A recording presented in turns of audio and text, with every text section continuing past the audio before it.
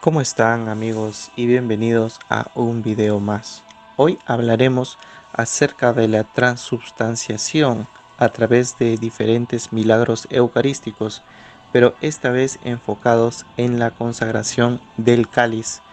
Como nosotros sabemos, cuando Jesús nos dice, esto es mi cuerpo, esto es mi sangre, pues nos hace recordar de que en la Eucaristía está realmente su presencia completa en su cuerpo, su sangre, su alma y su divinidad.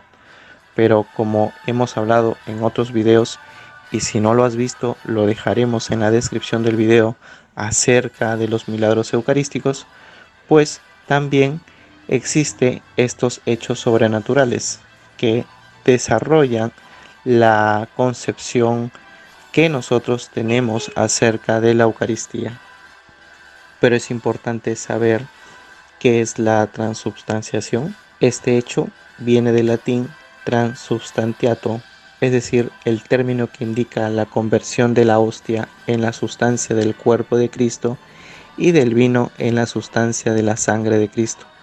Esta transformación ocurre en la celebración eucarística, cuando el sacerdote invoca al Padre para que mande el Espíritu Santo a que transforme el pan y el vino en el cuerpo y la sangre de Cristo. Te narraremos aquellos milagros eucarísticos donde se describe cómo el cáliz con el vino consagrado se transforma realmente en sangre, que es la sangre de Cristo. En muchos videos donde colocaré la información y los enlaces en la descripción del video, generalmente se habla de el pan consagrado que se transforma realmente en carne, que nos hace recordar ese sagrado corazón de Jesús, que nos hace recordar la verdadera carne de Jesús. La gran mayoría de milagros eucarísticos tiene que ver con la transformación del pan, pero en este caso hablaremos de la transubstanciación, pero del vino consagrado en el cáliz. Número 1. Milagro eucarístico de Fiat en Australia en 1310.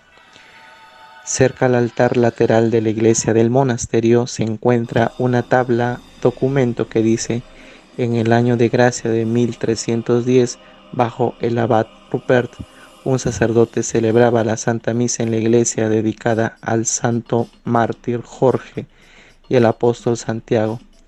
Después de haber consagrado el vino, fue asaltado por la duda si bajo las especies del vino se encontraba verdaderamente y real la sangre de Cristo.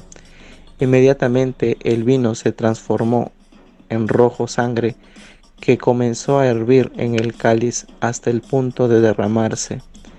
El abad y los monjes, quienes se encontraban en el coro, además de numerosos peregrinos presentes en la celebración, se acercaron al altar y constataron lo que había sucedido. Llenos de temor, el sacerdote no logró beber toda la sangre. Entonces el abad vertió el resto en un recipiente junto con un paño con el que se secaba el cáliz, para luego depositarlo en el tabernáculo del altar mayor. Atraídos por la noticia, muchos peregrinos comenzaron a visitar el santuario para adorar la santa sangre de Cristo. El creciente número de devotos hizo que en 1472 el obispo de York von Bright mandara una comisión para analizar el fenómeno. Entre ellos estaba el abad Whitner y los párrocos Sigmund y Caspar Avant. Luego de las debidas investigaciones, fue declarada la autenticidad del prodigio y se promovió la adoración de la Santa Sangre.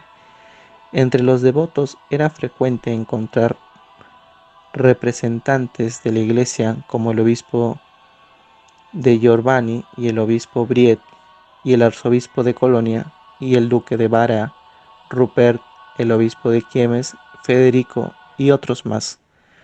Otra tabla documento cuenta cómo la reliquia de la Santa Sangre ayudó a conservar el credo católico durante el cisma protestante. Número 2. Milagro eucarístico de Évora, España, en el año 1000. X. En el siglo XI surgió por toda Europa algunas herejías que atacaban la verdad de la presencia real de Jesús en la Eucaristía. El sacerdote de Évora, Bernard Oliver, se dejó influenciar por aquellas dudas también de la realidad de la transubstanciación. Precisamente mientras estaba celebrando la misa, sucedió un milagro. El vino que había sido vertido en el cáliz se convirtió en sangre que se derramó sobre el mantel del altar, llegando hasta el piso. El obispo de Urgel, enterado de la noticia, se dirigió a Évora para constatar presencialmente el milagro. Luego, gracias a él, la noticia llegó también a Roma, a oídos del Papa Sergio IV, quien afirmó una bula pontificial en la cual certificaba el milagro. Las reliquias del prodigio y el documento mencionado fueron colocados en la parte superior del altar mayor de la iglesia parroquial de Évora, intitulada a San Juan e inaugurada en el año 1055 por el obispo de Urgel. Actualmente las reliquias sagradas se conservan en un relicario gótico del año 1426. Allí están depositados el mantel del altar teñido de sangre y otras reliquias donadas por el Papa Sergio IV a San Ermengol. En 1663 se edificó el actual santuario con el fin de acoger la gran cantidad de peregrinos que acudían cada año a venerar el milagro. Número 3. El milagro eucarístico de Boxmeer, Holanda, en el año 1400.